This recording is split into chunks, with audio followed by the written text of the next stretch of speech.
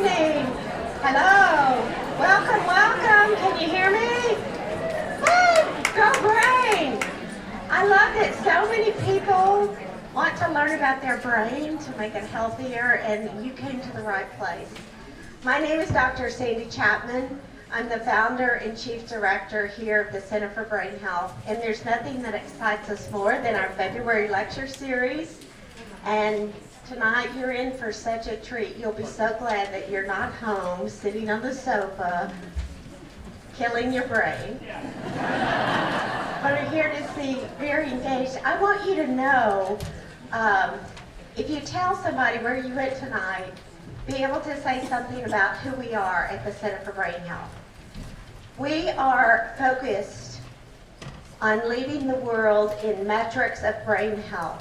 Right now, if you go to the doctor, there is no way to know whether or not your brain is getting healthier or not by the things you're doing. And we're going to lead the world in terms of finding solutions. We also are looking to be the discoverers of what should you be doing. Like, you know some of the things that bother me, that people do that are toxic for their brain, right? So what are things that you should be doing? We're looking for every single way, what type of combination, and we want to monitor it because your brain's your greatest asset, and we don't want people to think another single day except what can be healthier for your brain. And the third area that we're going to lead is what I call integrative, innovative brain science that brings together neuroengineering, neuroinformatics, virtual medicine, so that we can take the guessing game out of what makes your brain healthier. So thanks for being part of that. I know it's hot in here. I've been complaining, aren't you? Yeah. So if you want to know about brain health every single day, we actually have started BrainHealthDaily.com. If you register for it, it's no charge. It comes to your mailbox, the latest tips on what you should be doing, but the science as well. New science every single day so that you can have a fascinating conversation. BrainHealthDaily.com. Who is the most wonderful sponsor in the world? The Container Store. No, come on, Container Store! Organized life, sharp mind. What a perfect partnership. We're so honored. If you work for the Container Store, raise your hand. We always say this. Woo, thank you. If you wish you worked for the Container Store, raise your hand. Yeah. Okay, I know. We all do. Because they get voted best place to work every year. We love, and the mission is so important. Thank you, Container Store. And then I have to thank Amy Lou and Jerry Baldridge, who are our lecture sponsors. If you think about noble supporters, it is Amy Lou and Jerry. They have supported us in every single way possible with their time, with their financial support, taking our SMART classes, spreading the word on education. Now we're starting a whole new initiative on law enforcement officers. Who's the first one to be there? Amy Lou and Jerry Baldridge, because they care so much in education. This is what it's going to take. It's going to take this type of leadership for us to be a world leader. So thank you so much for sponsoring this tonight. So without further ado, I'm going to turn it over to Bruce Jones. Without Bruce Jones' innovative thinking, he's the one that brought to my attention, although I knew his reputation, our speaker tonight, and he's going to introduce you. Thank you for supporting this, and I can't wait to hear your question. Thank you. Hi, I'm Bruce Jones. You know me here usually as the MC, but I'm also the Director of Research here at the Center for Brain Health, and I'm very happy to introduce Dr. Robertson. So first, a few facts. Dr. Robertson is currently the Chair of Psychology at Trinity College in Dublin, the #1 psychology program in Ireland. This program is also in the top 40 in Europe and in the top 100 worldwide. You'll see this as a theme here in a moment. There's lots of #1s here with Dr. Robertson. He's the first psychologist to be elected to the Royal Irish Academy, which is the highest academic honor in Ireland. He was a fellow and senior scientist at Hughes Hall at the best university in England. That's Cambridge, don't tell Oxford. Cambridge is also in the top 5 internationally. His graduate degrees are from University College London, a top 5 European university and in the top 20 internationally. His undergraduate degree is from the University of Glasgow, the top Scottish university and in the top 20 internationally. He's published more than 200 papers in academic journals, authored several popular books, and is a former science writer for the London Times. He's also a very, well, in his younger years, he was also a very demanding mentor. He did publish the most well-known textbook in cognitive rehabilitation, but was that true, you're a demanding mentor? Yeah. You said you were a demanding mentor? Yes, okay. So, see, he acknowledges, but I can tell you from personal experience, he seemed to have mellowed with age, which may mean he needs a dopamine agonist, but, you know, that's a different story. So, okay, so we're almost ready for the lecture. I'm wearing my dominant red tie. See, he's wearing dominant red tie. I'm dressed in a very expensive designer suit, and I've got handmade Italian shoes on. Pretty nice, right? Okay. I'm not doing it right. I'm standing tall, I'm expansive, I'm authority, and I'm proud. I have the home field advantage right here, that's right, BrainHealth. And I'm speaking with authority. So, Dr. Robertson's research focuses on the social brain, along with behavior change and brain plasticity, and of course, power. That's right. Thank you very much. Welcome, Dr. Ian Robertson.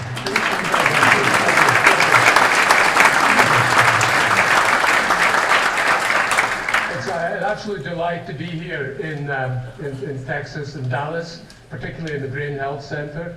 I had just talking to Jerry there, I hadn't quite realized the Scottish and Irish roots of Texas, so that's why I feel so at home here. You're all very welcoming and friendly, so thank you very much indeed.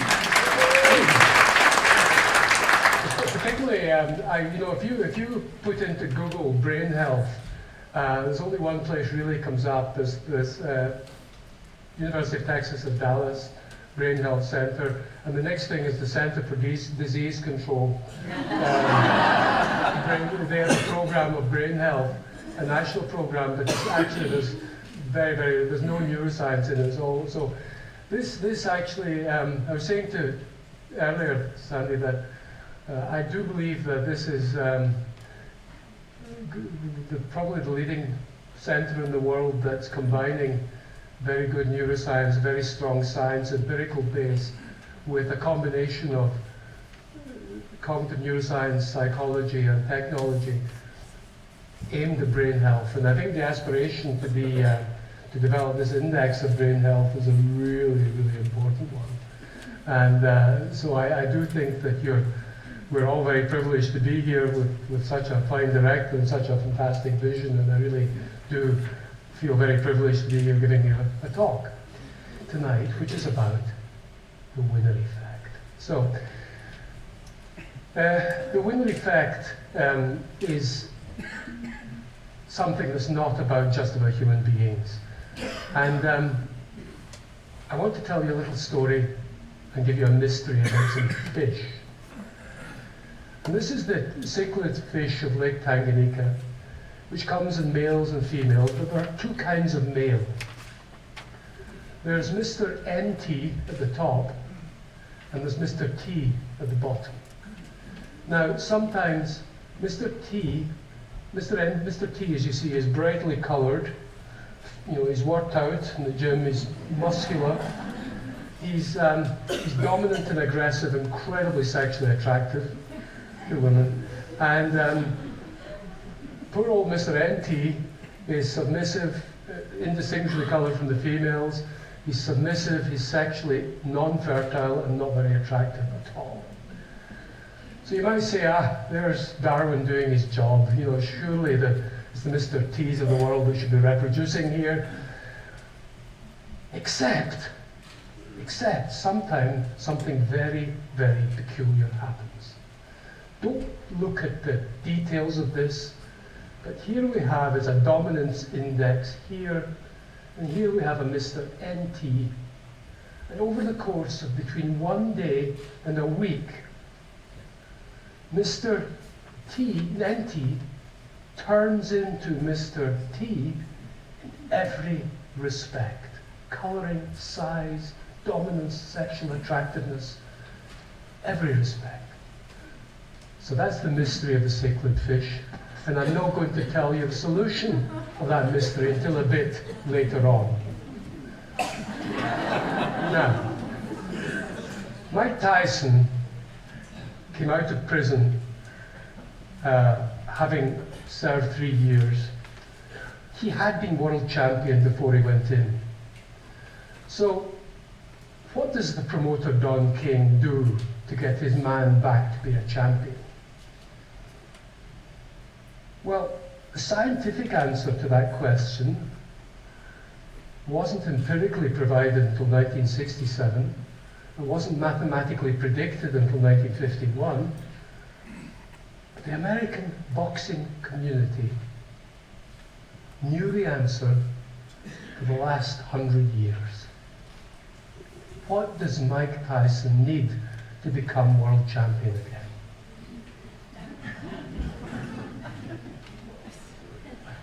Tomato cans. He needs some tomato cans. Now, I have not got a clue why the American boxing community should have chosen the term tomato can for what Mike Tyson and other would-be champions need in order to become champions.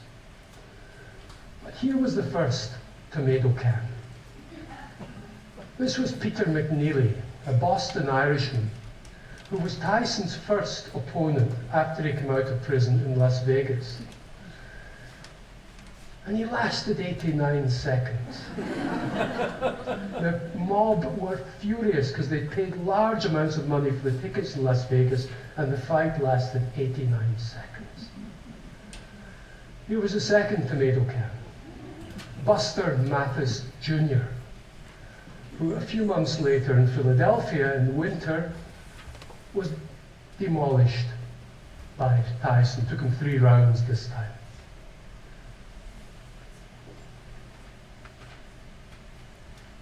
Frank Bruno, the Londoner, had become world champion while Tyson had been in jail. In his third fight, Tyson demolished him and took back the championship. So what was it about these 2 tomato cans, Peter McNeely and Buster Mathis Jr.? What was it about them? Well, what we saw here was the human version of something that applies across species, and it's called the winner effect. And the winner effect means that if you win a contest, it needn't be a physical fight, if you win a contest against a weakened or weaker opponent, your chances of winning a subsequent contest against a really tough opponent are significantly increased. That is the winner effect. And it applies in humans and it applies in animals. The secret of success is in the Bible. St. Matthew, to them that hath shall be given, to them that hath not shall be taken away, even that which they have. Success breeds success. Unfortunately, it can happen that failure breeds failure as well. And none of these things are inevitable, but it's a law that applies very widely. Now, this winner effect was predicted by H.G. Landau in Chicago in 1951. He, along with many other scientists, were trying to work out what had gone wrong in Europe in the 20s and 30s, that these awful dictatorships could have taken hold. How could people have slavishly followed dictators in these authoritarian societies to such awful results? So people were trying to study this phenomenon of hierarchy. And Landau was doing it purely, he was a mathematical biologist, he was doing it purely mathematically. So what he did was he created these equations. He was observing the fact that most animals have hierarchies. Chickens, for instance, chimpanzees, monkeys, develop hierarchies, dominance hierarchies. And he said, well, how do you get these? So he put in a whole lot of variables into his equations. Size, testosterone levels, size of group, frequency of contact, and tried to say, well, under what circumstances do you get a hierarchy, and how can you predict that? And what he found in his first paper here was that yes, you could get hierarchies by putting in all these variables, but they never lasted. They always were constantly changing. People, one minute someone was boss, next minute someone was, a different person was boss. They weren't stable. It was only in his second paper that he figured it out. He put one additional variable into his mathematical equation. And that variable was this. It was a rule that said, if you have a contest with someone else in the group, and you win that contest, your chances of winning a subsequent contest with anyone else is slightly increased. That was the winner effect. And he found when you just put that rule into the mathematical equation, you got a stable hierarchy developing. Not stable for all time, but relatively stable over time. And this wasn't ever demonstrated empirically until 1967. People took the green sunfish, which is an aggressive kind of fish, and they put small green sunfish in a tank with a bigger green sunfish. And then later on they took the big sunfish and put it in another tank with a sunfish the same size. What they found was the experience of being in a tank with a smaller sunfish made you more likely to win and become boss when you were put into a subsequent tank with a big sunfish at the same size. It was the winner effect again. It wasn't until 1967 that Landau's prediction was borne out. So only about 3 years ago in Minnesota, Matthew Fuchsjäger worked out what was going on in the brain with the winner effect in the California mouse. And what he did was he showed the winner effect in the California mouse. That is, if you set up a contest and you weaken the mouse's opponent by drugging it, then that mouse, simply by virtue of winning that contest, even though it was an easy opponent, a bit like Buster Mathis or Peter McNeely, he was more likely to win a subsequent contest against a real tough mouse. But he looked at the brains of the mice, and what he found was this. We know that the winner effect is mediated by testosterone in both men and women. Testosterone goes up when you win. However, it's not that the testosterone stays up for all the months. It wasn't Mike Tyson's testosterone levels didn't stay high for all the months in Las Vegas and then in Philadelphia. You'd die of a heart attack if that happened. But what happened was the surge of testosterone creates new receiving stations in your brain for the testosterone, so that the next time you're in a contest, the same amount of testosterone that's triggered by the contest will have a bigger effect on your brain because there are more receiving stations for it. And so, and that has two main effects. It makes you more aggressive, and it makes you more motivated. So we now know what the mechanism is for the winner effect. And you might think, the California mouse, what's that got to do with human beings? Well, let's have a look at this. Oops. I always get excited when I'm talking about the winner effect.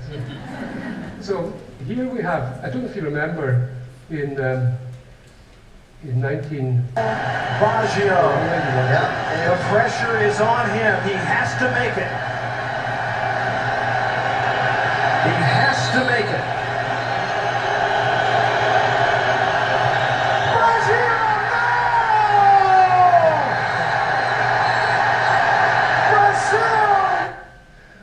4-year-old Roberto Baggio, who was the Italian captain in the 1994 World Cup final between Brazil and Italy, which was in California, Pasadena. And that cake lost Italy the World Cup. And there was a group of fans, Brazil fans and Italy fans, who were watching the match in different places. And some researchers took saliva samples from the fans, pre and post. And here's what they found. They found that the testosterone levels of the Brazil fans went up, and the testosterone levels of the Italian fans went down. Here's the results there. What you're having here is the biggest pharmacological experiment in the world. You're getting 100 million Brazilians with an increase in testosterone and 60 million Italians with a decrease in testosterone, men and women. Now, why is this important? Well, just in practical terms, this is from English League Premier Soccer. There's something called the home field advantage, which you'll know from football here and baseball. You're more likely to win at home. And that's because your testosterone levels are higher when you're playing at home than when you're playing away, particularly when there's extreme rivalry between teams. So there's the home testosterone there. Here's from training, and this is playing away. So your winner capacity for success is increased when you have the contest at home. Practically, if you're negotiating, and Sandy, when you're negotiating for your next investments here, make sure you're doing it here and not in someone else's office, because you have the home field advantage then. You'll be more aggressive and motivated to get more out of the University of Texas, okay? So, and the thing about testosterone is, let's read this kind of piece of text here. Testosterone and its metabolite have rewarding and addictive properties, largely because they increase dopamine release, D1 and D2, in the shell of the nucleus accumbens.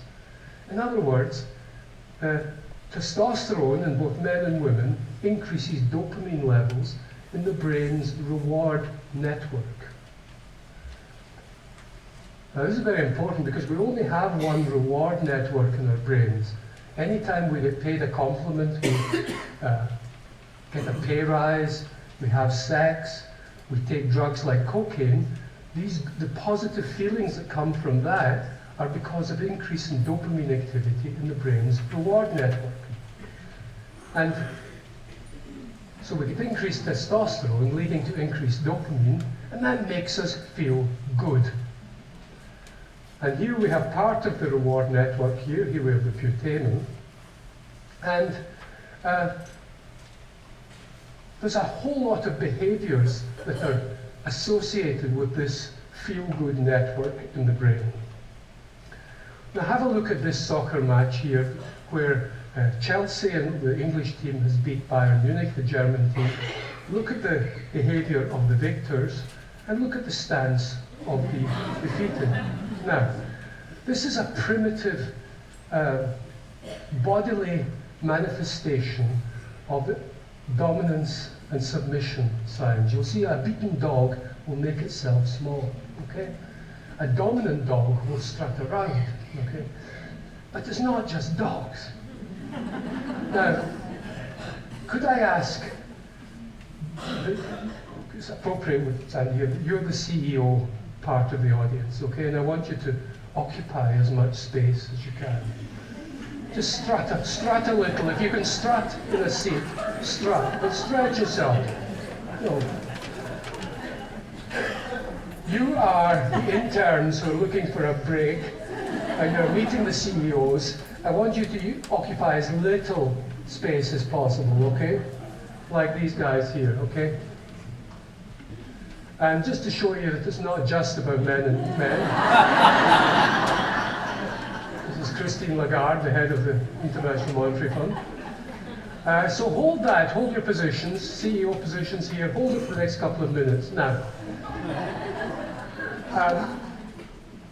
Lord Bertrand Russell, he said that the fundamental concept in social science is power, in the same sense that energy is the fundamental concept in physics. He says that's a fundamental element of human relationships, is the power, the dominance and submission relationships between people.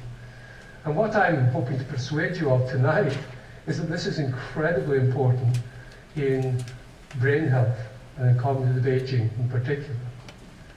Now, one of the effects of having power, of being boss, or even of remembering a time when you had power over someone, like a time when you were in an interview panel determining whether someone got a job or not, or doing an appraisal, even remembering a time when you had a little bit of power, the evidence is that it changes your cognitive function. It makes you able to think more abstractly and strategically. It makes you more decisive and goal-focused. It gives you a healthier, a bigger appetite for risk. It is an anxiolytic. It reduces anxiety, so it makes you more able to handle stress. It makes you smarter, particularly in frontal lobe executive function. It makes you more upbeat, bold, and inspiring. Powerlessness, on the other hand, even remembering a time when someone had power over you, has the opposite effects. And this is because the powerless people, if you're lower down in the hierarchies I've been talking about, you have to spend a lot of your mental energy trying to work out what the guy above you is planning for you. So if you're lower down the hierarchy, you can't be focusing on your goals or focusing on what you want to achieve, because you don't have control over that to nearly the same extent. So the whole time you have to be trying to work out, spending mental energy, trying to assess what might happen that might influence your capacity for action. It is for this reason that little brothers and little sisters are better at reading other people's facial expressions than big sisters and big brothers. Because big sisters and big brothers have power over younger brothers and sisters. And this affects fundamentally how their brains develop. Because they grow up used to having the capacity to have power over another person. So powerless people cannot fully commit to action, but must be prepared to change if the superior's goals change. You can experimentally measure this with creating subordinates or dominance in a computer test, or about writing about a time when you had power over someone or when someone had power over you. So you can create these experimentally. Now, here's a piece of research by a colleague, Jane Smith in Holland, and this is a measure of executive function called the Tower of Hanoi test. It's a measure of how efficiently you can solve a complex problem that's very sensitive to frontal lobe function. And here is someone who is given a high power manipulation. They're told to remember a time when they had power over someone. Here is a control group, and here is someone who is being told to remember a time when others had power over them. Bigger score is poorer performance. It's the number of moves you make to solve the problem. Powerlessness makes you stupid.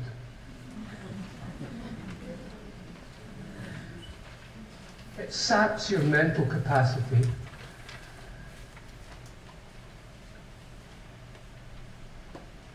Because you're having to devote mental capacity to thinking of other things other than solving the problem. Now, here we have macaques. And here we have the reward network here in the striatum of macaques. And here we have macaques who have been judged as dominant and subordinate when they're housed individually versus when they're housed together. And here we have brighter here means more dopamine activity in the reward network.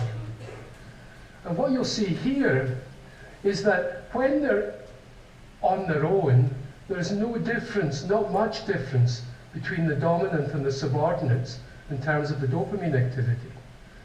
But once you put them together, look what happens to the dominant compared to the subordinate. And the evidence is that in this situation, these monkeys are much more liable to become drug addicts. They will take cocaine much more readily, and they'll become hooked on it much more quickly. Why? Because cocaine acts on the same reward network. And this reward network here is starved of the feel-good, natural feel-good substances. So this may be one reason why drug addiction rates are so much higher in lower socioeconomic strata. However, it's not just about drug addiction. Here we have the amount of dopamine activity in the brain, in the striatum, by social status, by measure of social status. This is in human beings. And you'll see here, the higher your social status, the more dopamine activity you have in this part of your brain. Now, I'm coming to the point here about brain health, because just have a look at this. It's slightly complicated study. This is a group of people in their between 50 and 90 who are, and what they're being asked to do, they're asked to read a passage about what the effects of aging are on the brain. And half of them get read a passage emphasizing the specific memory effects of aging. That aging particularly affects the memory system. So it's quite a specific story about aging and memory. The other half of the group read a passage that says cognitive aging affects all mental functions equally and causes a decline in them. There was one other manipulation. People were told that either they were in the younger half of the group. Okay, they were told most people were between.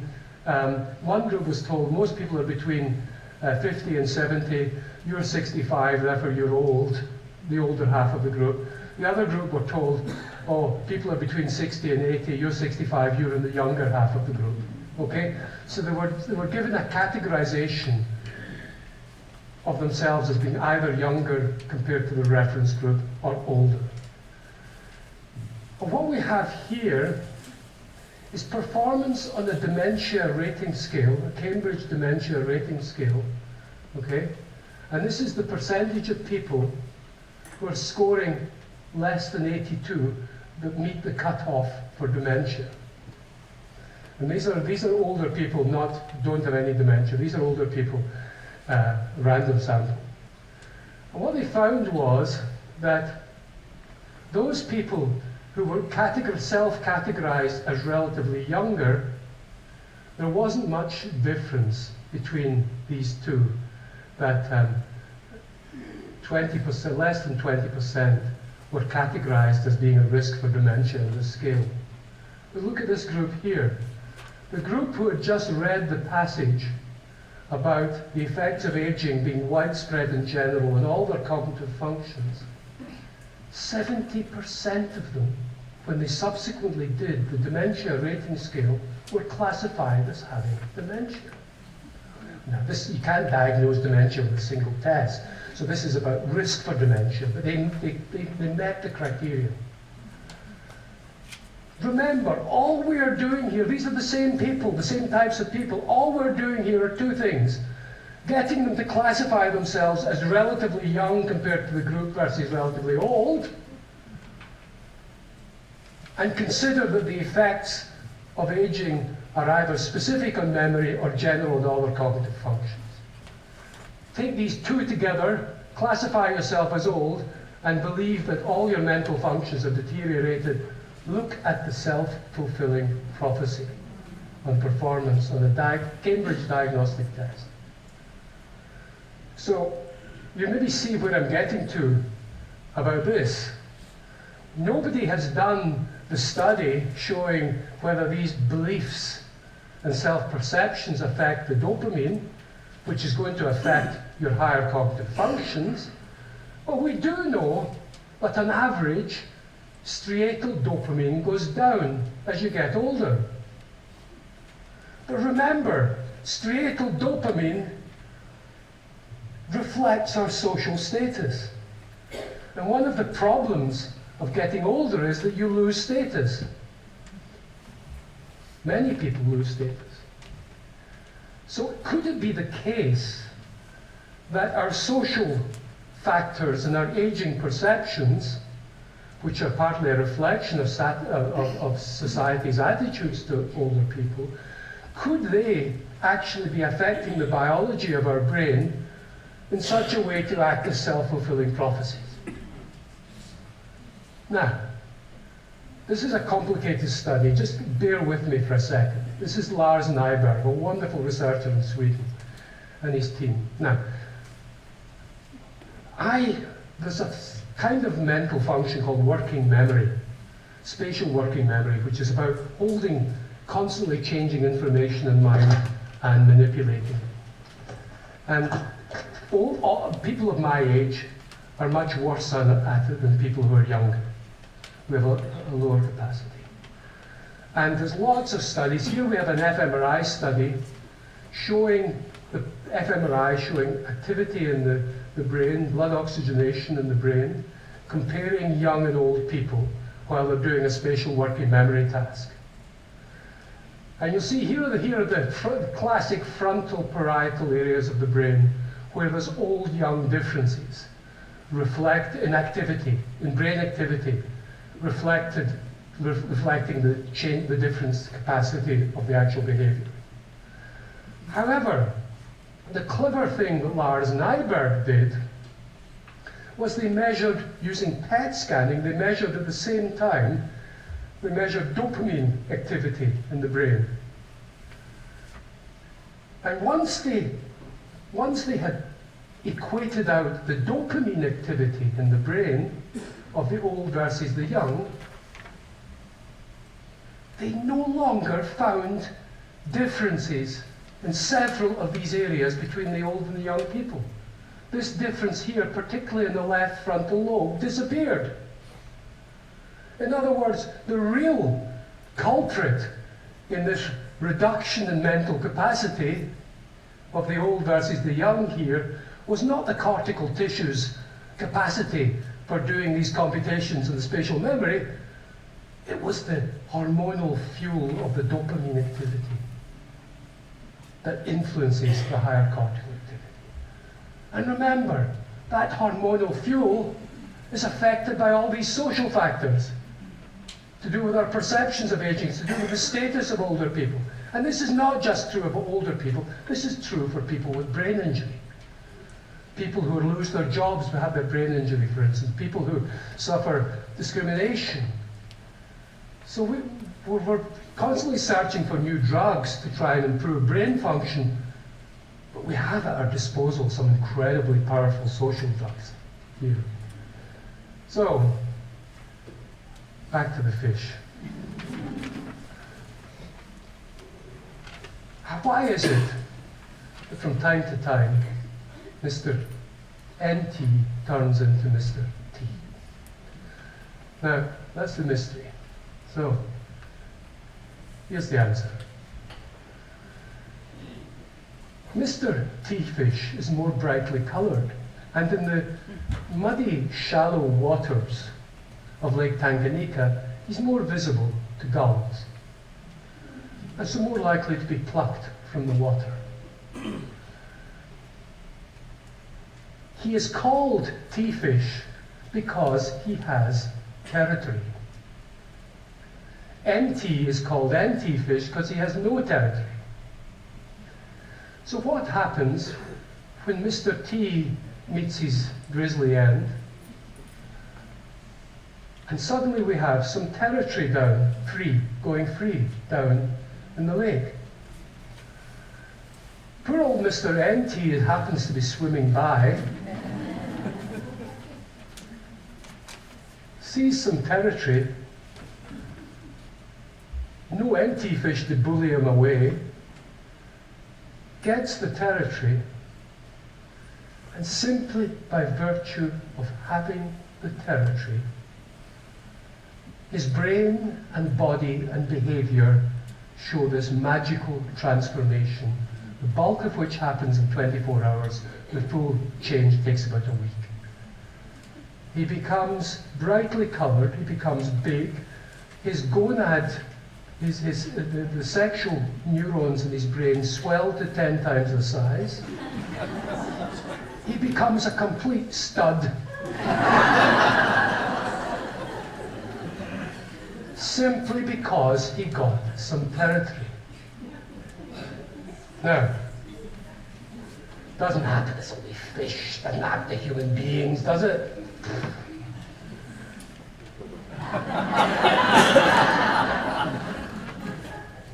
Oscar winners live on average 4 years longer than Oscar nominees. 4 years increase in lifespan is what you would get if you cured all cancers. It is an extraordinary effect. Nobel Prize winners live on average 1.5 years longer than Nobel nominees. It has nothing to do with money. They're all equally wealthy. It has to do with status, psychological territory. There are very, very few things in our competition with our fellow human beings. There's very few things that takes us out of that competition. Getting a Nobel Prize in Science is one, and getting an Academy Award is another. You're no longer simply as good as your last movie. You're no longer simply as good as your last scientific paper. You have been taken out the rat race.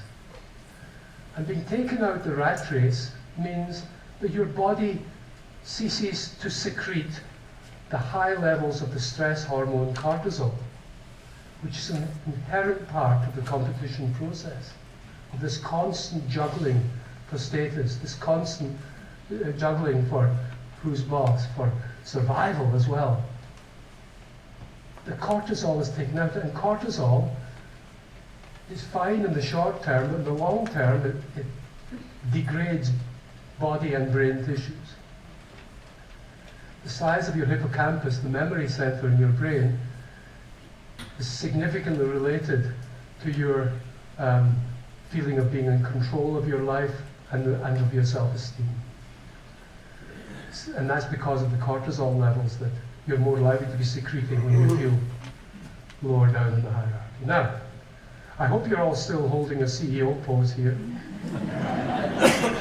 I hope you're all holding your intern pose, because what I've done over the last 10 minutes is significantly elevate your testosterone levels, men and women.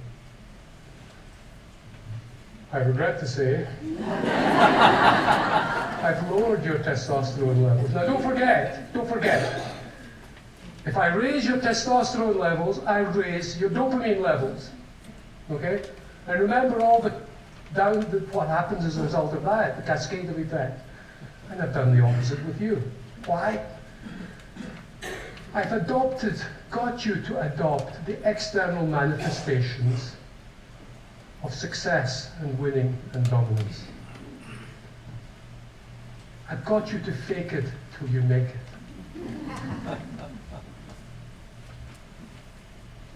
The original experiment done here at Hanoi, the original experiment didn't even mention dominance. It said we're studying blood pressure and body position. So they just got people to adopt a body position under the belief that they will be looking at physiological effects, blood pressure. But what you're doing there is you're tricking your brain into believing you're like one of the dominant macaque monkeys. That causes testosterone to be increased, which in turn increases the dopamine, which makes you feel more in charge, more confident, more bold, less anxious.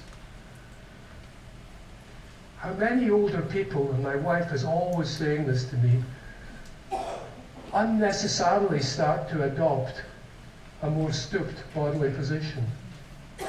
Sometimes there are real reasons for that, arthritis and things like that, but sometimes there are not. Sometimes people are unconsciously thinking themselves or behaving in a submissive posture, taking themselves out.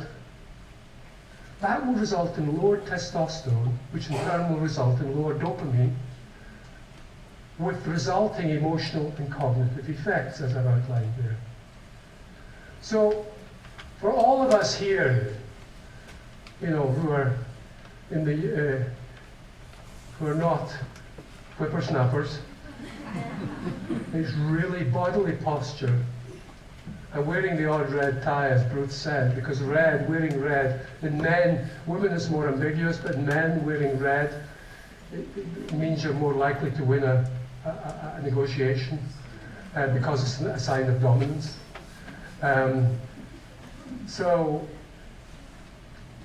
that's why these variables to do with your place in the hierarchy, to do with the winner effect, have huge implications and ramifications for cognitive aging in general.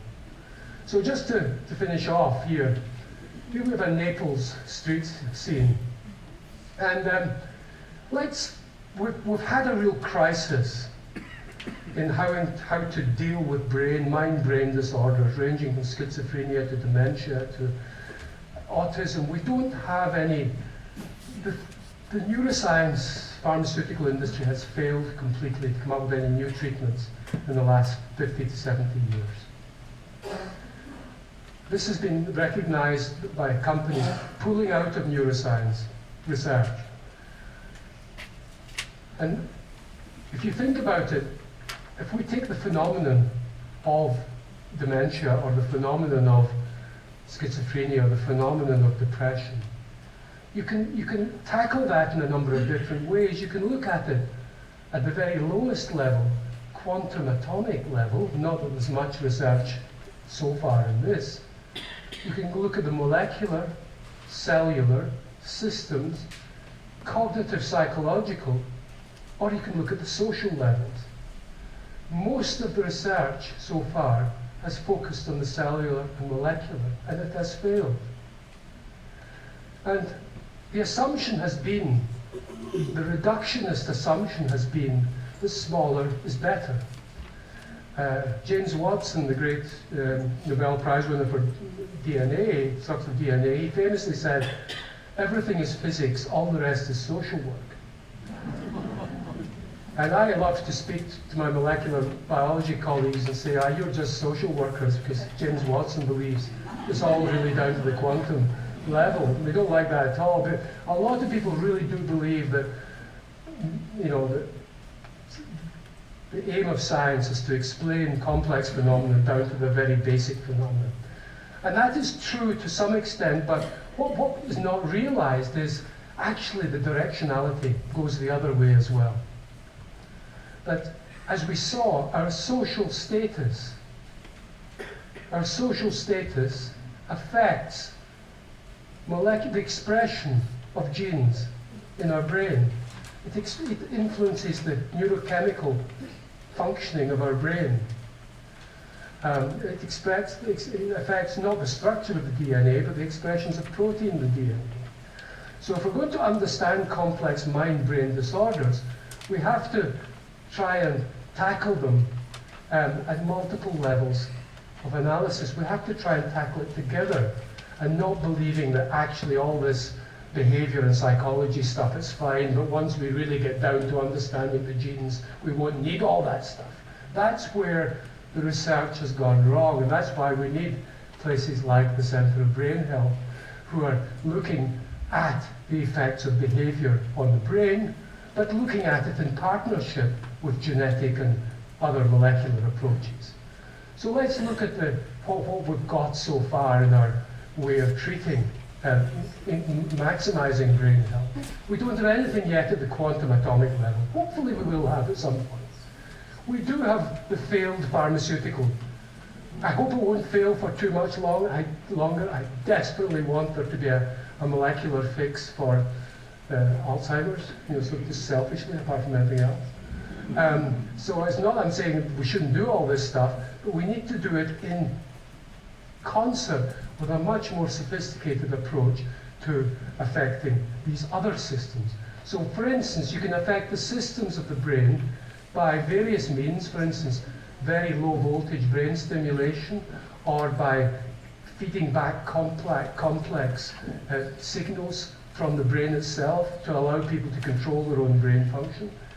You can do cognitive or behavioral training of the type that's done here so brilliantly, but you can also empower, advocacy, empowerment, education, and equality are actually critical elements of engineering the brain and of producing and maximizing the capacity of the human brain, which surely has to be the great goal of all of us in this room. Thank you very much indeed.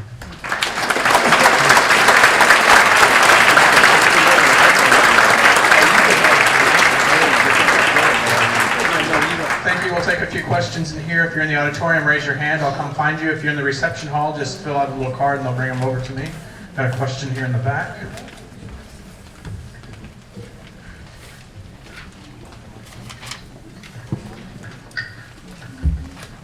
In your notes, you mentioned S power and P power, which I would assume is social power and personal need for power.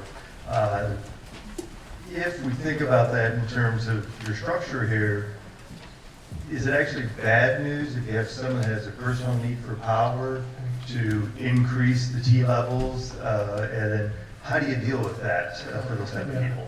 Thank you very much for that question. So, let me just tell you a little story to answer it. So I for 3 years, in Trinity College in Dublin, a bit like the tea fish, they pluck people out of being happy professors every so often and make them be senior management for a while.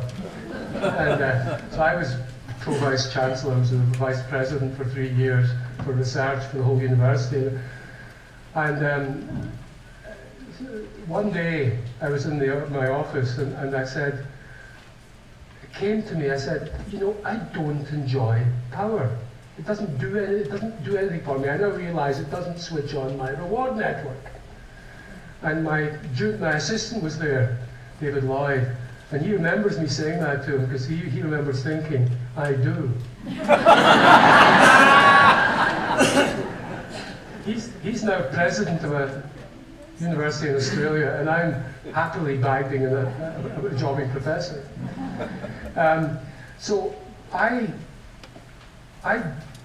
don't think I was a brilliant leader because I didn't have a huge appetite for power.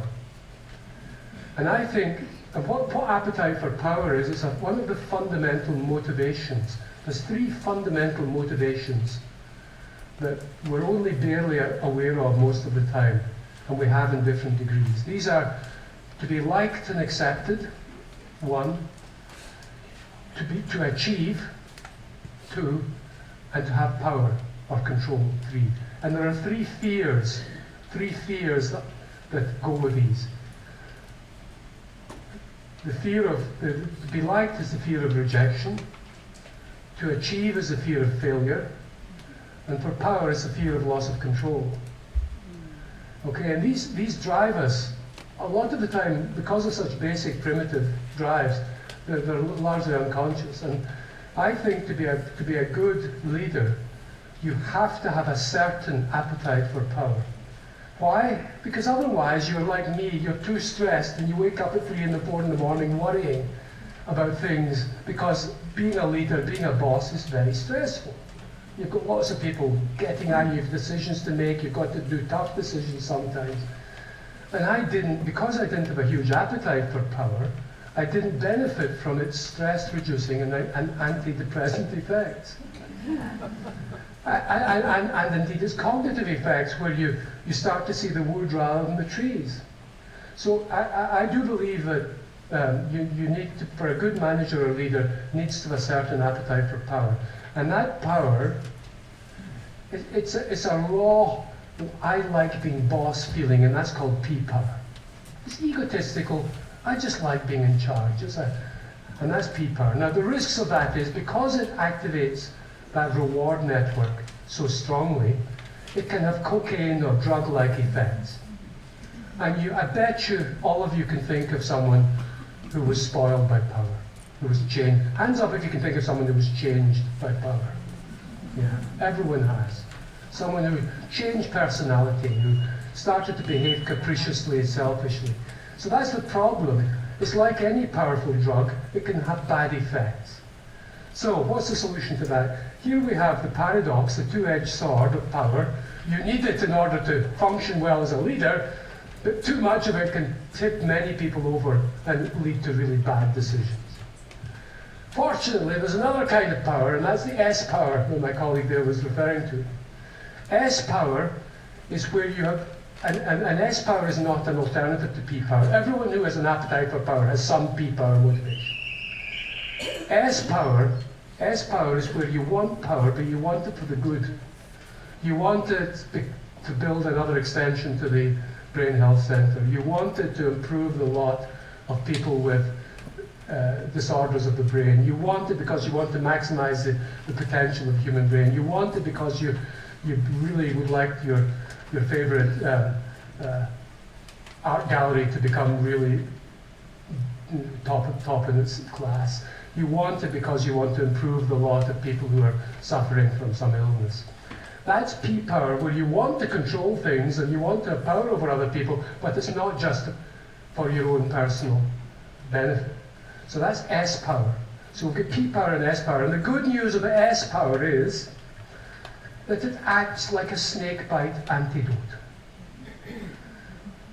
So when I give you power, your testosterone levels go up, and it changes your brain in many different ways.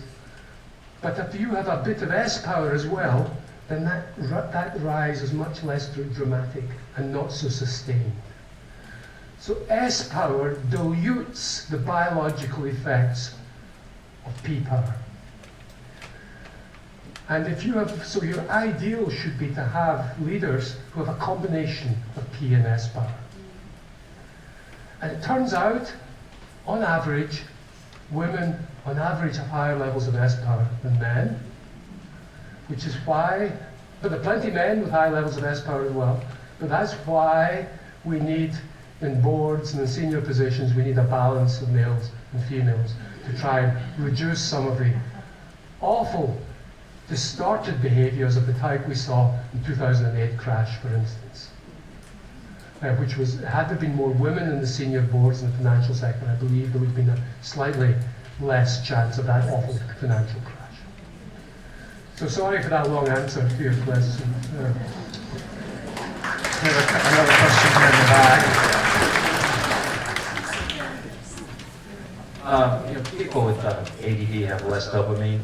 I was just kind of curious what the winner effect was with the people who are genetically low with dopamine. Yeah, thank you for that question, whether people with ADHD have. So we've done some research on this, and people with ADHD, their brains, well, there's different subtypes, but on average their brains eat up, have less dopamine available to them because of the transporters, the dopamine transporters. For some of them, it's also true for norepinephrine as well. And that's one reason it may be the case that people with ADHD are more likely to get in problems with drugs. Like the macaque monkeys who were lower down the social scale, they had lower dopamine activity in the striatum, so they were more hungry for the positive effects of the drugs. So that's quite a likely mechanism for the addiction problems which are more common in ADHD. There are upsides to ADHD in terms of it can be that they can sometimes have gloriously created butterfly minds, which means they're very wonderful and creative enterprises and don't get fixed on a particular goal and, you know, in that kind of way. But yes, the lower dopamine and the lower noradrenaline also means they find it harder to sustain attention, and they have to do different things, seek out novelty in order for the external world to provide their brain with the norepinephrine stimulus that it's not getting itself. Another question here in the back.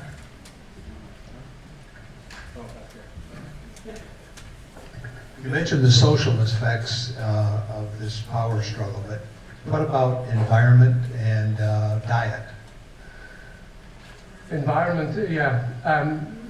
So diet is probably, I was discussing with Dr. Chapman earlier about what I saw as the future for dealing with mind-brain disorders, and I saw it as technology, psychology, but I also mentioned nutrition. Because I do think there are huge possibilities for shaping the brain by the right kinds of diets as well. We now know the microbiota in the stomach, a huge, poorly understood organ. Apparently 90% of the serotonin in the body is produced in the stomach, in the microbiota. You have a whole number of neurons there. And so I think that in terms of reducing the risk of dementia, we know that people, for instance, who are with high homocysteine levels, who are short of folate, and also people who are short of vitamin D, not a problem in Dallas, but a big problem in Ireland, are more vulnerable to dementia. So I think that we need a much more sophisticated approach to the nutritional context of not just people, older people, but all people with brain injury. In terms of the environment, I guess you're meaning pollutants and things like that. I think that we had the big potential, we had the lead in the petrol. There's a huge problem in certain, because lead in paint was not banned in America until much, much later than it was in Europe. And so you have parts of the East Coast with huge amounts of lead poisoning going on among children. The brain's not developing properly because of lead being absorbed. But I'm going beyond my expertise, apart from saying that. Yeah. Question here in the middle. I missed the part of what the soup cans had to do with anything. Sorry? The soup can. The tomato can. So the tomato can was the terminology that the American boxing fraternities have coined to describe a no-hoper opponent that you have to give your would-be champion to fight if he's going to have a chance of winning a subsequent fight. You have to blood him, make sure he gets a success. So you pick a tomato can, that is someone he is bound to defeat, and who's too stupid to realize it. That is the case. Or maybe it's the money. Does that make sense? Yeah. One last question here in the front. There was a piece in the Atlantic Monthly a month or two ago about midlife crisis. A fellow sitting in a red Corvette. That was interesting because it can't cite chapter and verse research or anything, but basically as we age, it's a U-shaped curve. People as they age are happier, more content. They're wise. They may not be as powerful. I was wondering if you were aware of the study and how that might fit in. Yeah, thank you. That's a great question. So it is the case that we tend to be more miserable in our 40s and happier in our 60s and 70s. There's a wee, later on, depending on our health, there's a wee kind of blip, but generally you're happier when you're older. And I think that that's nobody quite knows what the reason for this is. My hunch is that as you get older, you reprioritize, and you choose not to focus on some of the negative things that might bring your mood down. You tend to focus on positive things. There may be biological reasons for it as well. One of the things we found is people in their 70s, and my wife claims I'm there already, have reduced self-awareness.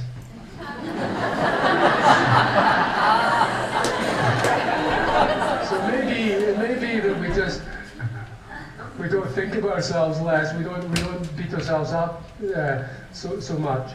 But finally, I do think that the striving for success and the striving to compete has got costs.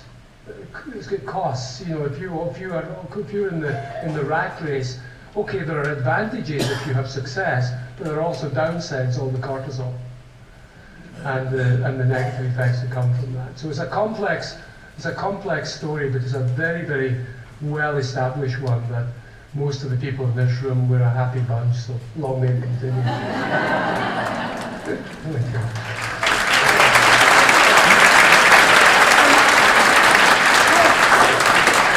I just want to end with one more question for a winner effect. Don't you think that to really have a winner effect with S value, that we need to figure out how to partner with this amazing scientist to figure out our education system, our warriors, the law enforcement officers, and that's what I would love to figure out is how can we add the winner effect so that we develop this long term? Thank you. I'd love to do that. It would be wonderful if we could find a way.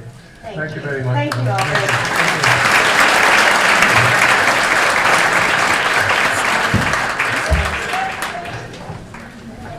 Thanks for coming. We'll see you next week.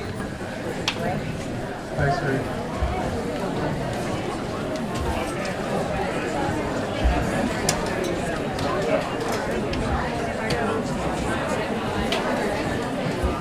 Go ahead, Derek. Go yourself. See you tomorrow. Hello. Dash. Go ahead.